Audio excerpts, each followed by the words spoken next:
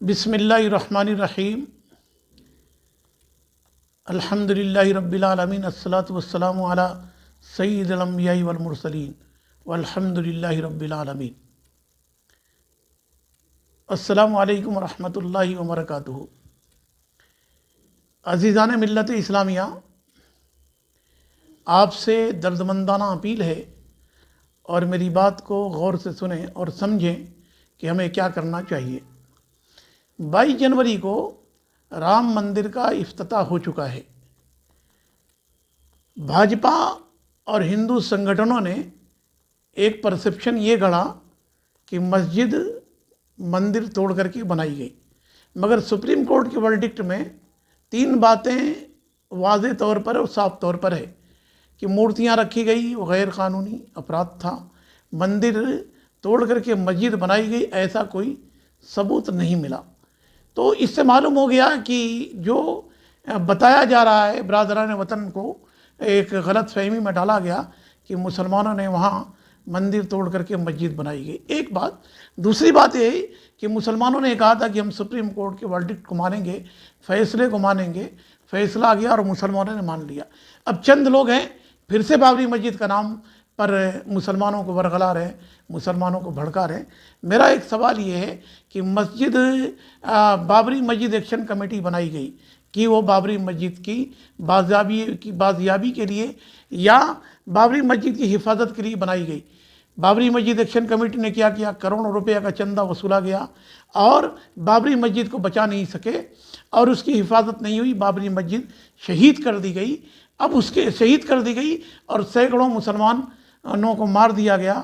آج وہ سوال ہے، اب وہ مسجد کا ایشو مسلمانوں کو اللہ کے حوالے کر کے چھوڑ دینے کی ضرورت ہے۔ اب کرنے کی کیا ضرورت ہے؟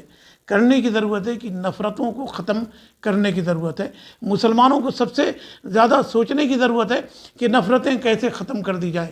صحابہ اکرام رضی اللہ تعالیٰ عنہم اجمعین نے 25 سال میں دنیا کا دل جیتا، اور ہم 1000 سال کے بعد بھی 1500 سال کے بعد بھی اگر ہم مسلمان برادران وطن کا دل جیت نہیں پائے تو اس کی ذمہ داری کس کی ہے؟ قرآن کریم میں اللہ کا ارشاد ہے کہ یا ایھا الذین آمنوا ادخلوا فی السلم کافہ، کہ اے ایمان والو پورے کے پورے اسلام میں داخل ہو جاؤ۔ ولا تتبعوا خطوات الشیطان، اور شیطان کی پیروی مت کرو، انہ لکم عدو مبین، کہ وہ تمہارا کھلا ہوا دشمن ہے۔ تو قرآن کے نظریے سے اللہ کے حکم کے مطابق تمہارا دشمن کوئی نہیں سوائے شیطان کے۔ تو برادران وطن تمہارے دشمن نہیں ہیں۔ سوچو، جو سانپ کو پوجا کرتا ہو، درختوں کو پوجا کرتا ہو، وہ تمہارا دشمن کیسے بن گیا؟ یہ زیادہ جاننا ضروری ہے۔ آج دائی کا ہمیں رول ادا کرنے کی ضرورت ہے، ان کے دلوں سے نفرتوں کو نکالنے کی ضرورت ہے۔ جو لوگ کہہ رہے ہیں کہ یہاں ہم مسلمانوں کو ختم کر دیں گے یا اگر بھارت میں رہنا ہے تو جے شری رام کہنا ہے، ان کو سمجھ لینے کی ضرورت ہے یہ ملک کسی کے دھرم سے نہیں چلے گا، یہ سنویدھان سے چلتا ہے۔ سنویدھان نے ہمیں آزادی دیا ہے اپنے دھرم کا پالن کرنے کا، اپنے مذہب پہ چلنے کا۔ دنیا کی کوئی طاقت نہیں ہے جو اسلام کو مٹا سکے۔ یہ اللہ کا ارشاد ہے، یریدون لیطفئوا نور اللہ بافواہہم، یہ چاہتے ہیں کہ اپنے پھوکوں سے چراغ بجھا دیں گے اسلام کا، مگر ان کو معلوم ہونا چاہیے واللہ متم نورہ ولو کرہ الکافرون، کہ مخالفین جتنا چاہیں اسلام کے بجھا نہیں سکتے اور یہ توحید کو ختم نہیں کر سکتے۔ یہ ان کا یہ خام خیالی ہے کہ یہ کچھ بھی کر سکتے ہیں۔ نہیں، ضرورت اس بات کی ہے کہ ہمیں اسلام کی سچائی کو بتانے کی ضرورت ہے۔ آج مسلمانوں نے اپنے مذہب کے بارے میں وہ کوششیں نہیں کی، نہیں بتایا جس کو ضرورت تھی کہ ہم گھر گھر لے جاتے، ہم بتاتے کہ اسلام کیا ہے، ہم یہ بتاتے کہ الخلق عیال اللہ، کہ ساری مخلوق اللہ کی فیملی ہے۔ اسلام نے کبھی کسی کے ساتھ بھید بھاؤ نہیں کیا ہے۔ یہی قرآن کریم میں اللہ کا ارشاد ہے، وقال الذین کفروا لرسلہم لنخرجنکم من ارضنا او لتعودن فی ملتنا، یہ کہتے ہیں مخالفین اسلام کہتے ہیں کہ یا تو ہمارا دھرم اختیار کر لو یا ہم تم کو اپنے ملک سے نکال دیں گے۔ تو قرآن کہتا ہے کہ یہ ان کی باتوں کو مت سمجھو، یہ جان لو کہ یہ کچھ تمہارا نہیں کر سکتے ہیں، یہ کچھ کرنے والے نہیں ہیں، اللہ نے ہلاکت ان کے مقدر میں لکھ دیا ہے۔ جو تم کو ملک سے یا دیش سے نکالنے کی بات کرتے ہیں اور کہتے ہیں کہ ہمارا دھرم اپنا لو، قرآن کہتا ہے کہ ڈرنے کی ضرورت نہیں ہے، اللہ ہلاک کر دے گا ظالموں کو۔ تو مسلمانوں کو سمجھنے کی ضرورت ہے کہ اس ملک میں اپرچونٹیز جتنا ہے دنیا میں کہیں نہیں ہے۔ آقائے کائنات سرور کونین صلی اللہ علیہ وسلم کا ارشاد ہے کہ مجھے ہند سے ایمان کی خوشبو آ رہی ہے۔ ارے ہند سے آقا کی زبان سے نکلا ہے کہ ہند سے ایمان کی خوشبو آ رہی ہے۔ ہند کا نام آقا کی زبان سے آیا ہے، تو کون ہمیں مٹانے والا ہے؟ تو نہ مٹ جائے گا ایران کے مٹ جانے سے، ہے ایاں یورش تاتار کے افسانے سے، اور باسما مل گئے کعبے کو صنم خانے سے۔ تو یاد رکھو کہ جو اسلام سے نفرت کرتا ہے، جو مسلمانوں سے نفرت کرتا ہے، وہی اسلام کا دامن تھام لیتا ہے۔ تاتاریوں کا پڑھو کہ دنیا میں جہاں گئے تاتاری تہس و نہس کر ڈالا، یہاں تک کہ بغداد میں گئے ہزاروں مسلمانوں کو تہہ دیکھ کر ڈالا، یہاں تک کہ قرآن اور حدیث کو دریائے دجلہ میں انہوں نے پھینک دیا تو دریائے دجلہ کا پانی بھی سیاہیوں میں تبدیل ہو گیا۔ تاتاری چلے تھے اسلام مٹانے کے لیے، مگر تاتاریوں کے نسل نے گلشن اسلام کی آبیاری کی۔ میں تو کہتا ہوں کہ اگر فرعون نہیں ہوتا تو موسیٰ کو کون پہچانتا؟ اگر نمرود نہیں ہوتا تو سیدنا ابراہیم کو کون پہچانتا؟ اگر یزید نہ ہوتا تو سیدنا حسین کا کون چرچا کرتا؟ ارے باطل نہیں ہوتا تو اسلام کا کون چرچا کرتا؟ تو میں کہتا ہوں کہ یہ موقع اللہ نے ہمیں دیا ہے، اس موقع کا ہم فائدہ اٹھائیں اور برادران وطن تک اسلام لے کر کے جائیں۔ میں کہتا ہوں کہ اپنے بچوں کو تعلیم یافتہ بناؤ۔ جو قومیں لاکھوں روپیہ شادی میں خرچ کرتی ہوں، جو قوموں کے رؤساء بڑے بڑے مالدار فنکشن ہال بنا کر کے خوش ہو رہے ہوں، اور وہ قوم کہتی ہے کہ RSS ہماری دشمن ہے، BJP ہماری دشمن ہے، ارے کہاں گئے اپنے صفوں میں؟ اہل ثروت نے کیوں اسکول نہیں بنائے؟ اہل ثروت نے کیوں تعلیمی ادارے نہیں کھولے؟ میرا ایک سوال ہے، ہمیں ان سب چیزوں کی جائزہ لینے کی ضرورت ہے۔ جلسے جلوس میں ہم لاکھوں روپیہ خرچ کرتے ہیں، کبھی ہم نے محاسبہ کیا ہے کہ جلسے جلوسوں سے ہمیں کیا ملا، کیا فائدہ ملا؟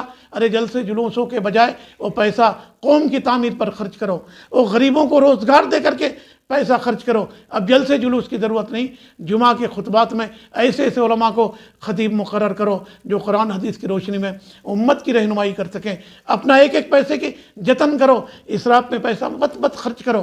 جس کے روسا، جس کے قوم کے لوگ شیروانی اور بریانی میں لاکھوں روپیہ خرچ کر دیتے ہوں، اور پڑوس میں ایک مسلمان غریب کی زندگی گزار رہا ہو، تو کیسے ہوگا؟ جو لاکھوں روپیہ کی چادر بیچ رہے ہیں اور غریب کے گھر میں ایک چادر نہیں ہے، اور پھر کہہ رہے ہیں کہ ہماری دشمن BJP RSS ہے۔